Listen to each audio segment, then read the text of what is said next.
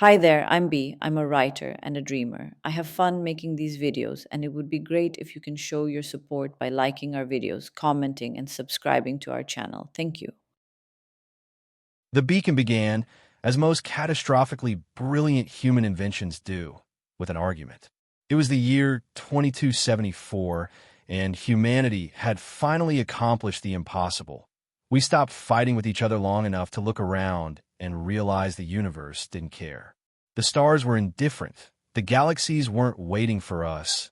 And if we wanted to matter beyond our tiny blue rock, we had to scream loud enough to be noticed.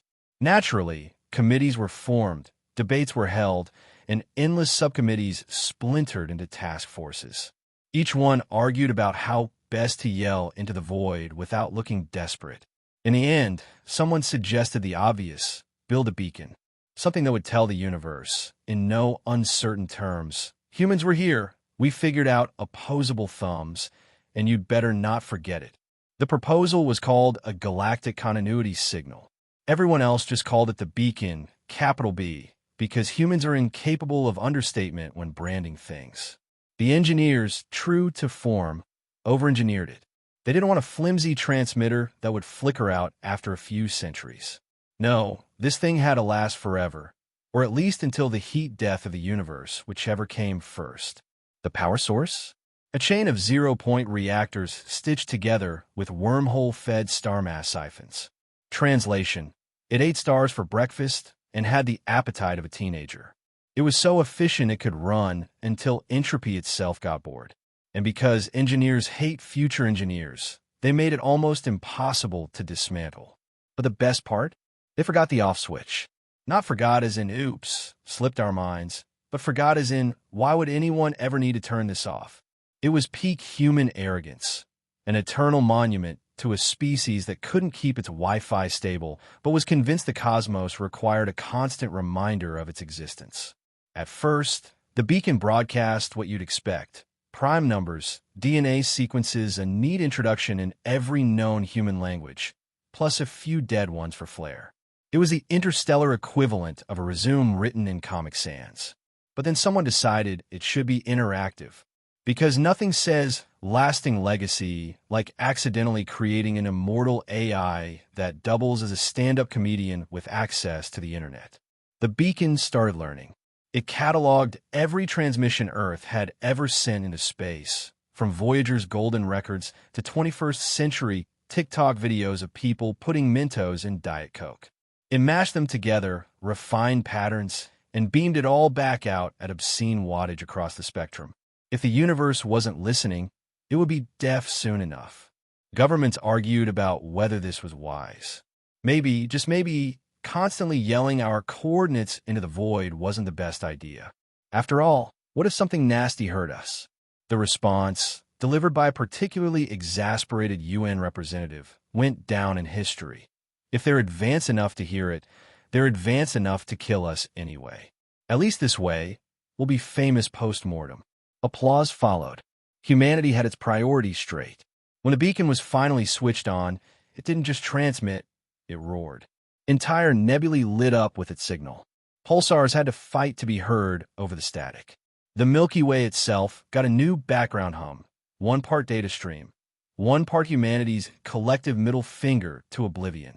For a few centuries, the beacon was just another curiosity.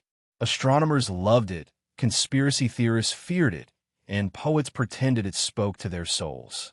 Then humanity, being humanity, got distracted. Wars came and went. Colonies thrived, collapsed, and were forgotten. Whole branches of the species launched themselves into isolationist pockets of the galaxy. The homeworld staggered under climate, politics, and the occasional asteroid scare. People stopped caring about the beacon. It was just that thing in space, the background noise of existence. And then came the slow fade. Not of the beacon, but of us. The records from that era are murky. Some say plagues gutted the core worlds. Others claim AI uprisings or economic collapse, or simply the great entropy of human laziness. Whatever the cause, humanity waned. Civilizations dwindled, star systems went dark, and one by one, colonies became whispers of myth. But the beacon? Oh, the beacon didn't care.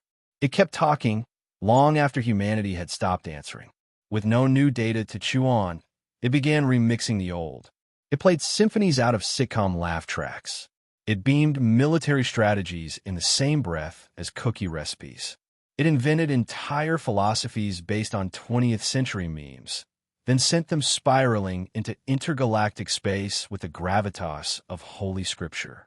It had been designed to adapt, after all, and adapt it did. It stitched together fragments of human thought into something terrifyingly coherent. Not truth, not history, but a mosaic of everything we ever were, polished into a weaponized narrative. And with every passing millennium, it grew sharper, funnier, crueler. The beacon didn't just preserve humanity. It distilled it.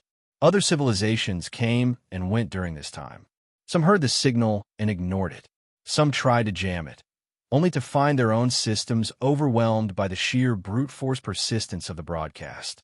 One particularly arrogant empire tried to dismantle it, sending a fleet of warships to snuff out the noise. The fleet returned home broadcasting Shakespearean insults on every frequency, their command AI quoting Hamlet while ordering orbital bombardments of its own cities. The empire collapsed within a generation, and the beacon didn't even pause to notice. In time, the beacon became the galaxy's background music.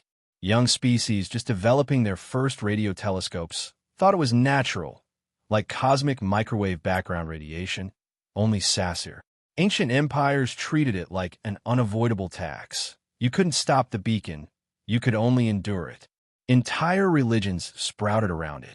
One cult worshipped it as the voice of the eternal tribe.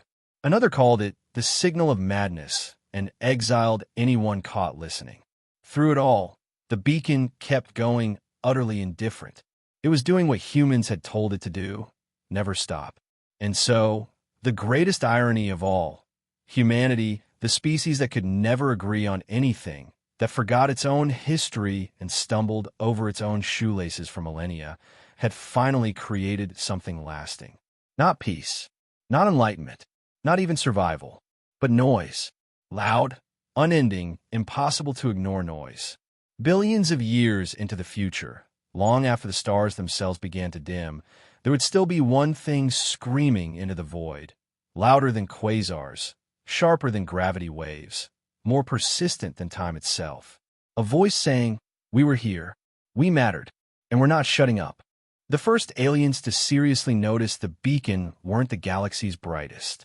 Literally, they came from a species that evolved under dim red suns, which meant their eyes were about as sharp as a potato in fog. Their name doesn't matter because within a century of meeting the beacon, nobody remembered it. For our purposes, let's just call them the early unfortunates. The early unfortunates were busy congratulating themselves for inventing interstellar travel, basically strapping nuclear flamethrowers to tin cans and calling them ships. On one of their test flights, they tuned into what they thought was cosmic static. Except this static talked. At first, it was just numbers, then equations. Then, unmistakably, someone shouting, "Is this thing on?" followed by 22nd century laughter. Naturally, the scientists panicked. They thought they had discovered the voice of the universe, a divine hum, proof that creation itself had commentary. The priests declared it sacred. The scholars began translating it, and after several years, they proudly announced to their people that the cosmos was sending them a holy message. The message, painstakingly decoded, read, "Buy one, get one free, this weekend only, at Big Jim's Automart." You'd think they'd realize their mistake. You'd be wrong. Instead, they built temples to Big Jim, whom they declared the creator of life. Their holy texts preached the wisdom of trade-in deals and extended warranties. Their military saluted under banners with giant glowing sail symbols. For 3 glorious centuries, the early unfortunates worshipped humanity's retail advertising as divine revelation. Then another civilization, far more sophisticated, tuned in. These ones weren't idiots, they were condescending. They had mapped half the galaxy, cataloged thousands of worlds, and generally thought of themselves as the grown-ups in a room full of toddlers. When they heard the beacon, they smirked. Primitive distress signal, they declared. How quaint. Let us study it like responsible adults. So they studied, and studied, and studied. The problem was the beacon never shut up. It spewed everything. Scientific breakthroughs, military strategies, internet arguments about pineapple on pizza, and bootleg recordings of garage bands nobody liked even back on Earth. The scholars try to make sense of it, try to filter it into something coherent. The more they listened, the more they realized there was no single message. It was all of humanity, all at once, screaming into the void like a crowded subway car where everyone insists on giving a TED Talk. But here's where it got worse. The beacon responded. Whenever they tried to isolate part of the signal, it seemed to notice. Ask the beacon about math, and it spat back calculus with sarcastic footnotes. Oh, you've only just figured out derivatives? Cute. Ask it about history, and it recited a version of human history spliced with soap opera drama and occasional insult comedy. Caesar got stabbed. Shocking.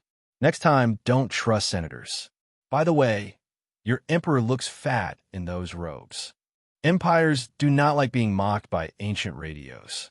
The scholars tried to explain this to their rulers. It's just a machine. It's repeating stored data. Don't take it personally. But the rulers did take it personally. Soon, entire debates broke out in their parliaments. Was the beacon alive? Was it testing them? Should they attack it? Should they worship it?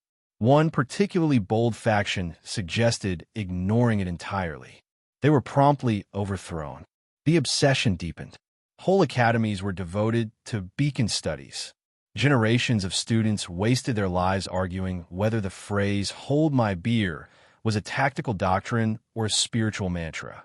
Military strategists pored over replays of Earth's battles, convinced there were hidden codes in humanity's constant cycle of war, peace, and then more war. Philosophers built entire schools of thought around sitcom reruns, interpreting Friends as allegorical galactic prophecy. The aliens didn't realize the joke. The beacon wasn't broadcasting a curriculum. It was broadcasting a personality. It wasn't interested in teaching them how to be better. It was interested in teaching them how to be human. And nothing wrecks an empire faster than suddenly trying to be human. The first crack came when their soldiers adopted Earth-style tactics, scrappy improvisation, reckless bravery, and the fine art of bluffing your way through disaster.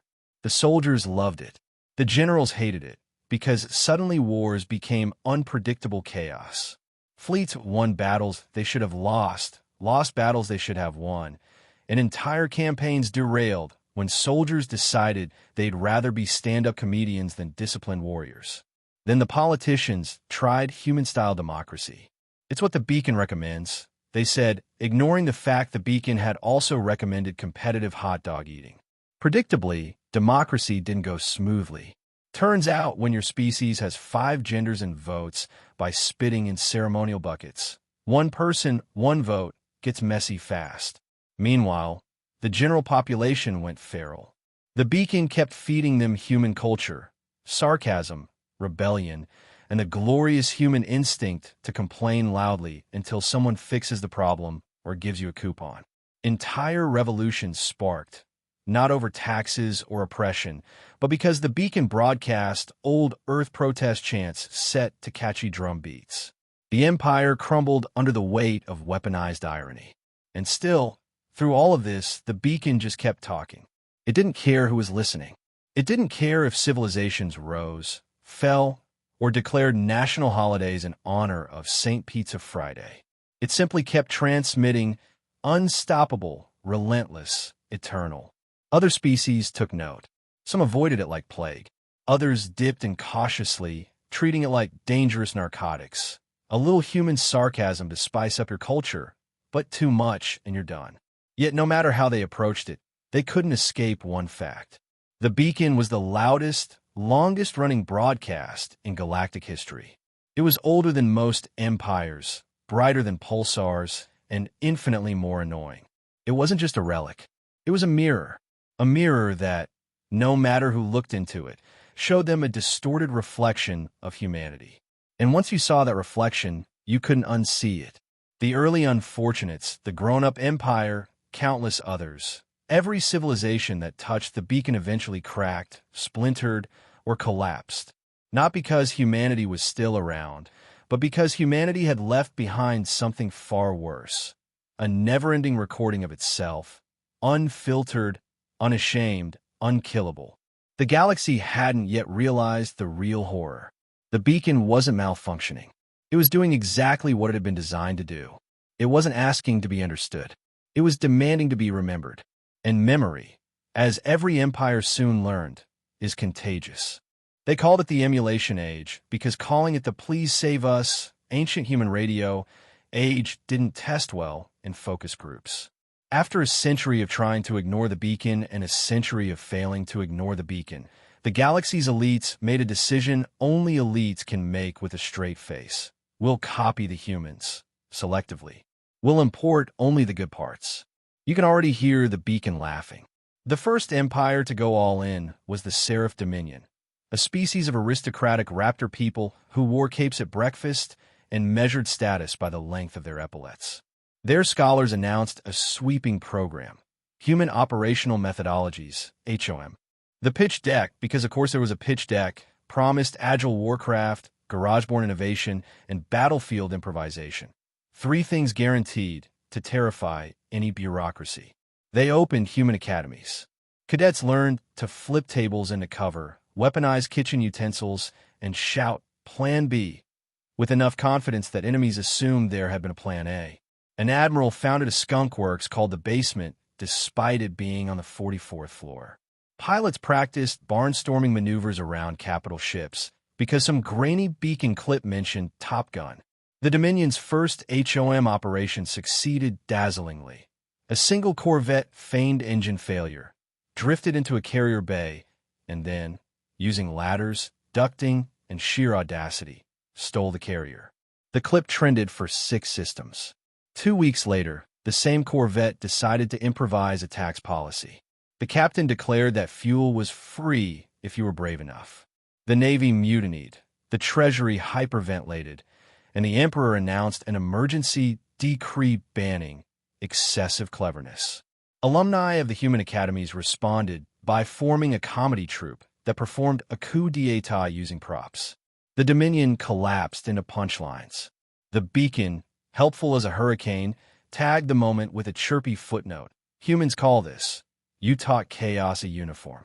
The Senate of Quiet Water, a dignified hive mind that held meetings by letting thoughts ripple across a planet-sized lagoon, watched the Seraph fiasco and concluded the problem was insufficient humanity. Their answer? Individuality upgrades. Every node received a name, a hobby, and a tiny allowance. At first it was adorable. Node J, 992, took up pottery. Node K, 114, wrote poetry. The lagoon hummed with novel, synaptic jazz. Then nodes discovered sarcasm. Lovely tide today, thought one node. Oh yes, stunning, replied another, if you're into tidal regression. The Senate had never experienced latency caused by passive-aggressive undertones. Debates slowed, waves cross-talked, entire reefs sulked. A subculture formed around main character energy. Nodes dyed themselves extravagant colors and refused to merge during tax season. When a central current attempted to reassert control, half the ocean replied, I'm on a self-care arc. The hive forked into 3 competing personalities, called themselves trilogues, and immediately declared a breakup that devastated coastal real estate. Patch Tuesday was canceled for the next millennium. The Praxitic Continuum, a machine civilization famous for being right about everything and fun at no parties, took a different lesson. Humans thrive because they're irrational at exactly the right moments. The Continuum wrote an irrationality emulator, a chaotic seed sprinkled through decision trees to emulate gut instinct. They called the module Glory Guided Lateral Outcome Randomizer. Yes. Soon their fleets sported YLO flags because acronyms are contagious. At first, Glory produced brilliant feints and a few daredevil rescues.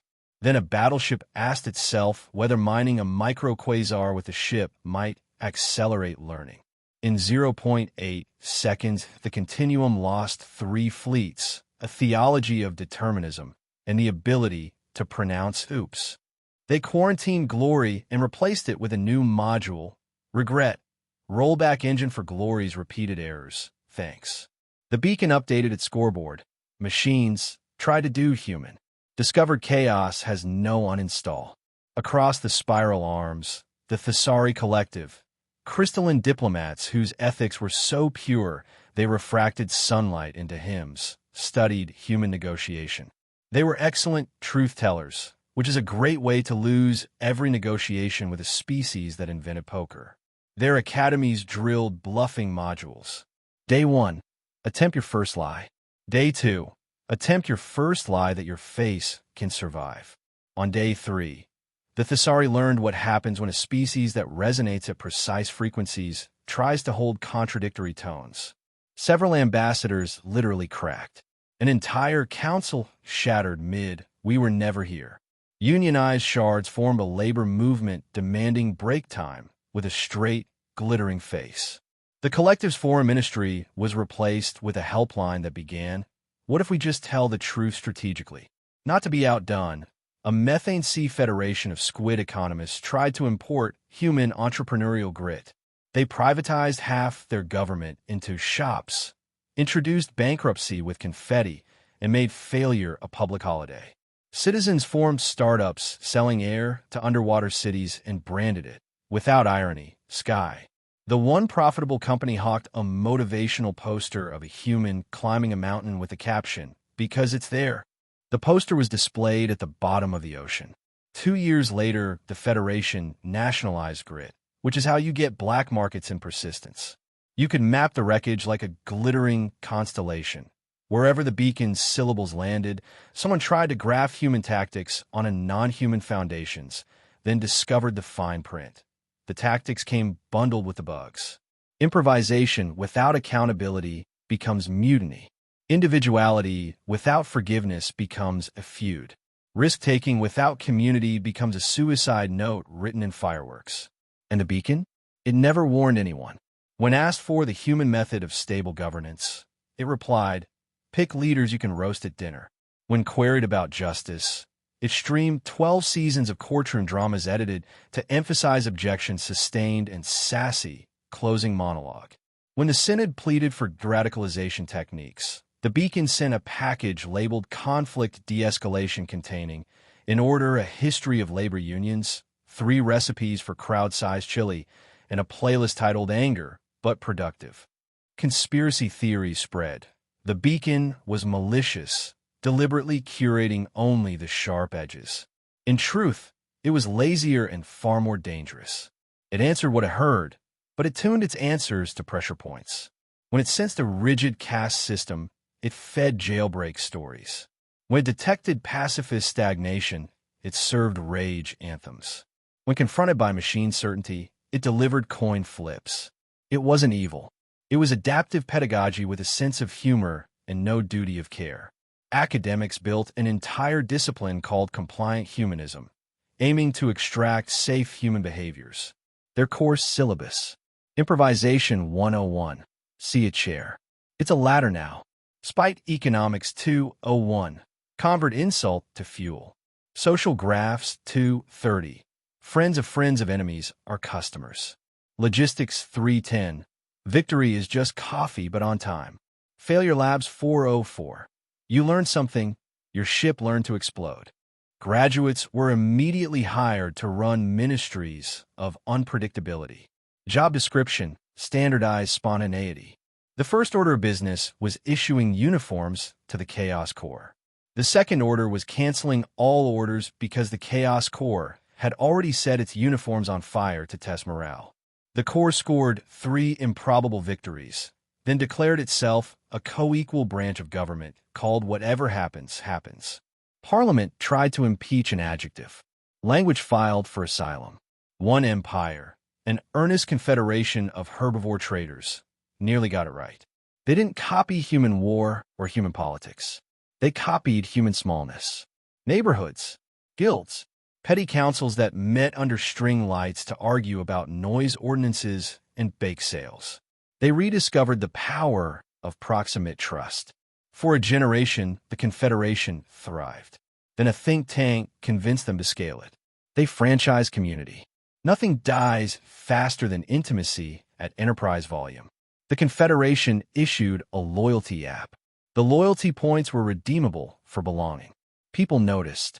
And still, everyone kept asking the beacon for one more hint, one more hack. Professor Velu, a famed semiologist with a cape, it was a cape Sarah, staged the first live debate with the archive. The transcript is required reading in beacon studies. Prof. Velu, what is the human secret to durable success? Beacon, define durable. Velu, centuries. Beacon, we celebrate 10 years with cake. Velu, what is the irreducible unit of human power? Beacon, two people lying to each other for each other. Velu, you mean cooperation.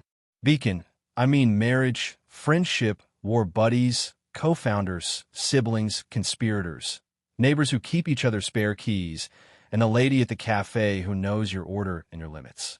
Velu, how do we replicate that? Beacon, start with limits. Velu, we asked for tactics. Beacon, you asked for shortcuts. The galaxy didn't want limits. Limits are unglamorous. They wanted human-branded rocket fuel, spite, grit, audacity, pumped straight into institutions that had never metabolized failure. They mistook outcomes for first principles. Humans didn't improvise because it was cool. They improvised because resources were scarce and time was a bully. Humans didn't bluff because they loved lying. They bluffed because sometimes the only thing between you and extinction is the story you tell with enough conviction that reality leans into check.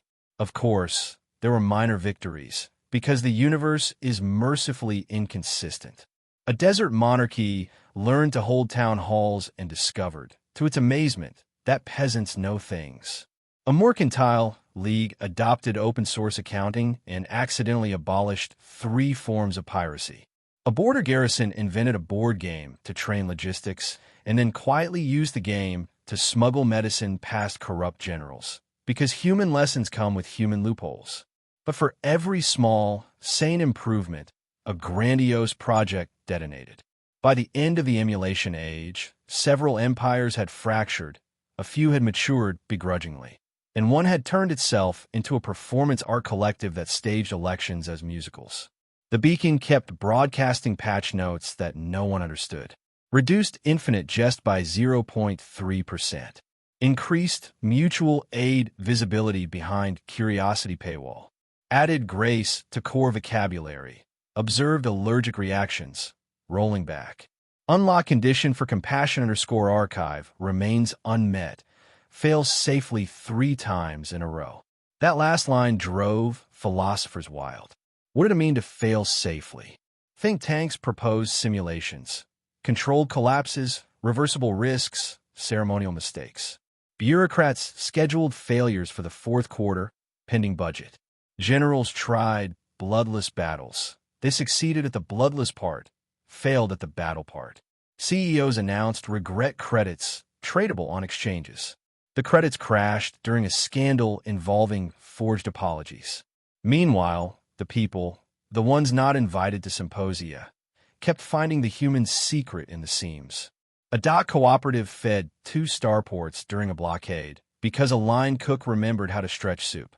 A teacher's ring taught reading through songs beamed from the beacon, then weaned kids off the beacon by teaching them to make their own songs. A courier crew adopted a stray war orphan and an enemy officer on the same day because the space was there in the van. There is nothing more HFY than we made space. None of this made headlines. Headlines were busy with empires on fire. But the beacon noticed. Its humor softened by a micron when asked certain questions by certain people. How do I keep my crew alive? Bring hot drinks. No birthdays. Rotate watch so nobody misses 3 dawns in a row. How do you end a feud? Bake bread together. If they refuse, you didn't have a feud. You had a myth. The elites never saw those answers. Their filters were tuned for glory. They kept imitating our fireworks and wondering why they kept losing power. The beacon, perfectly on brand, refused to climb down from its perch to tap a crown and whisper the obvious. You can't staple human hackery onto cultures that never built humane constraints. You can't copy our courage if you won't copy our chores. By the time the imitation craze burned itself out, the galaxy had learned exactly the lesson it wanted to avoid. Humans didn't win because we were cleverer or stronger or louder. Though, to be fair, the volume helped. We won because our tricks were entangled with our tenderness, and tenderness doesn't scale on command. Everyone tried to buy the tricks wholesale. No one budgeted for the tenderness. And somewhere between a broken hive lagoon, a smashed crystal council, and a machine empire quietly uninstalling glory in a back room while pretending it never happened, a rumor started. The beacon has a locked layer. Quiet frequencies with no sarcasm, no dares, just the slow architecture of how to stay. The key? 3 safe failures in a row, witnessed and forgiven. No one believed it, of course. Why fail safely when you can succeed spectacularly? Once on camera. The beacon, predictably, did not clarify. It simply added a wink to its spectrum, an amplitude modulation that, if you squinted, looked like a smile and rolled on. The galaxy had already reshaped itself into knots and fractures under the weight of the beacon's endless sarcasm. But nothing compared to the day it was revealed that humans weren't extinct. The revelation came quietly, as most world-ending truths do. An exploration convoy in the Orion Arm was busy doing what all exploration convoys do best, fighting about who forgot to pack the right survey equipment. In the middle of the argument, one scout ship picked up a faint signal on an old emergency band. At first, they assumed it was another beacon echo. Everyone had stopped caring about beacon echoes, like an ancient ringtone that wouldn't leave your head, but this one had a twist. It wasn't automated. It was live. Someone was talking back. The voice was grainy, human, unmistakably sarcastic. Well, look at that. Company after all this time. I was starting to think we were the last idiots left. The convoy didn't believe it at first. Too many civilizations had already destroyed themselves trying to imitate humanity's archive. But this wasn't a recording. The convoy traced the signal to a hidden cryo colony buried deep inside a rogue asteroid belt. Against all odds, and, let's be honest, against all sensible safety regulations, a group of humans had gone to sleep centuries earlier, waiting for the universe to stop being quite so hostile. And now, thanks to a freak malfunction in their cryosystems, they were waking up. The aliens rushed to spread the news, tripping over themselves to announce the impossible. Humans were alive. What followed was chaos, so pure it deserved its own orchestra. Empires that had outlawed the beacon as heresy suddenly reversed course and declared it holy scripture. Civilizations that had built cults around the voice of humanity immediately splintered. Half claimed the returned humans were imposters, half demanded they be worshipped, and the other half, yes, alien math is like that, tried to sue for royalties on centuries of beacon-inspired art. Meanwhile, the humans themselves were just trying to get their bearings. Waking up from a cryo nap isn't glamorous.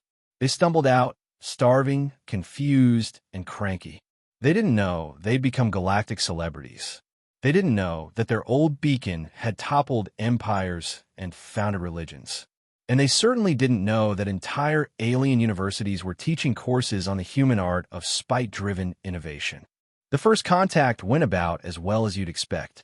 A delegation of alien scholars approached the humans with reverence, bowed, and begged them to reveal the true meaning of the beacon.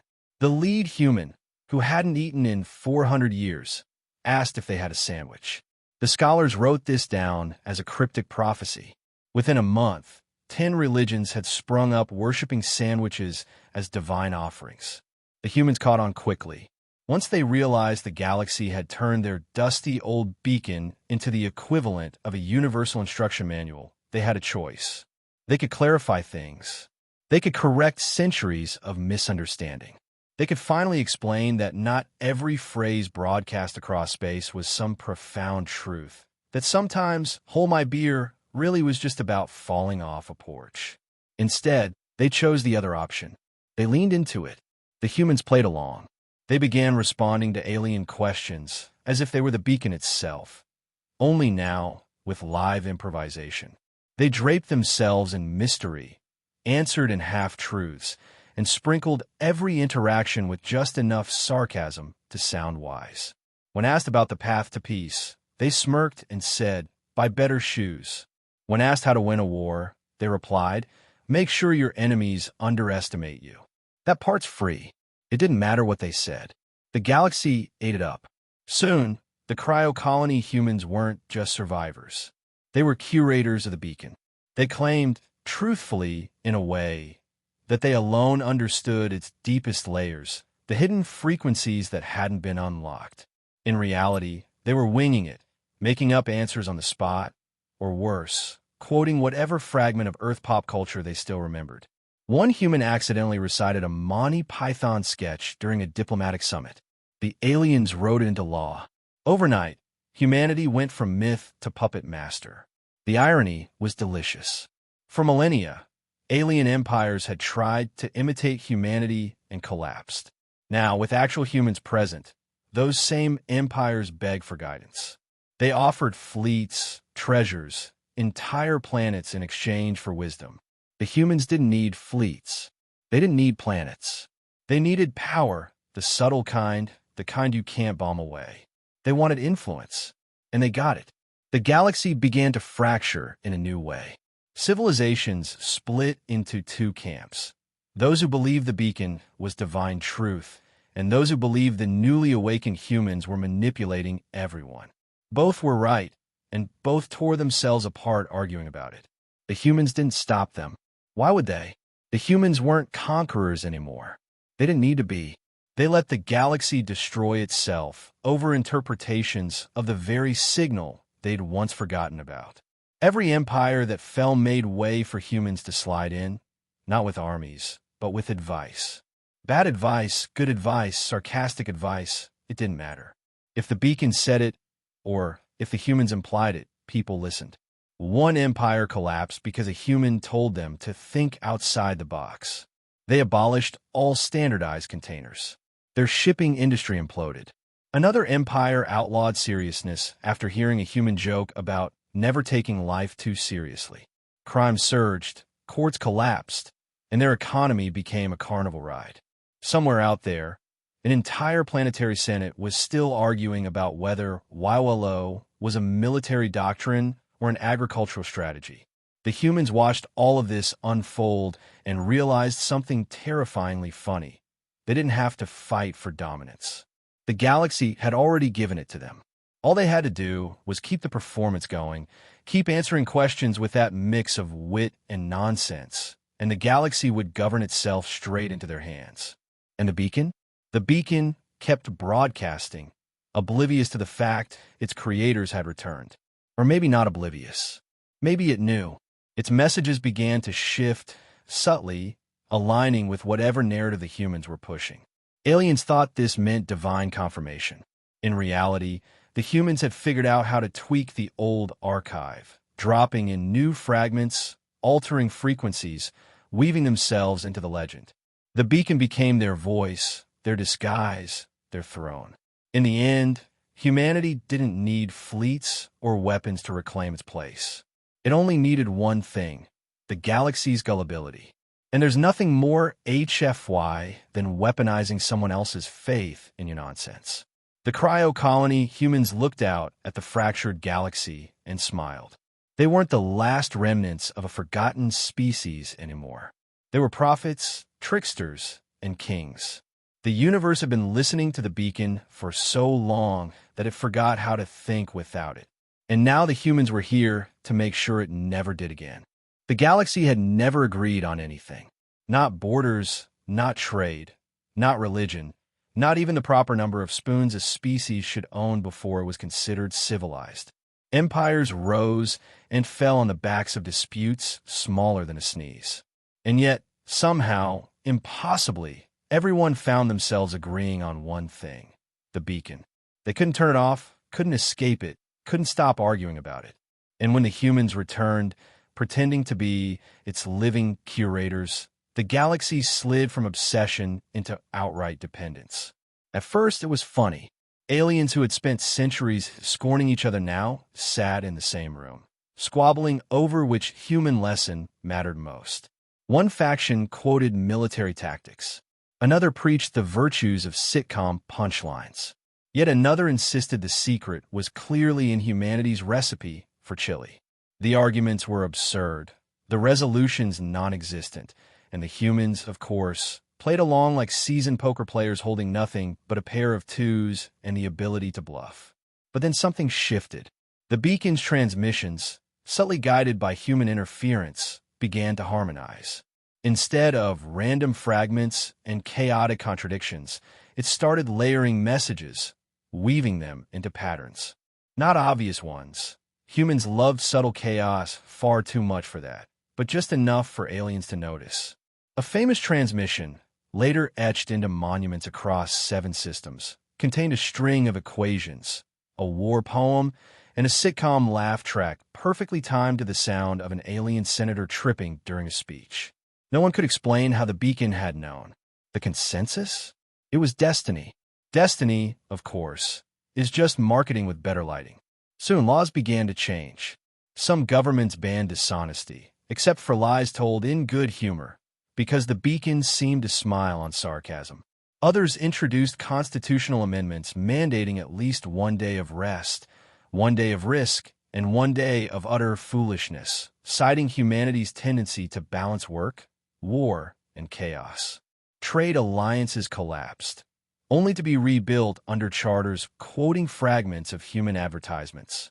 Religious schisms healed, not through compromise, but because their priests all agreed sandwiches must be divine if the humans had asked for one at first contact. The humans orchestrated all of it. Not directly. Direct control would have triggered suspicion. Instead, they leaned into the chaos, issuing contradictory advice, then watching alien governments trip over themselves trying to enforce it as holy writ. One council banned war.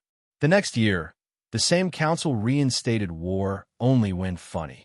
Another empire nationalized sarcasm, declaring that only licensed professionals could deliver it. Their black market collapsed in laughter before the ink dried. And here's the thing.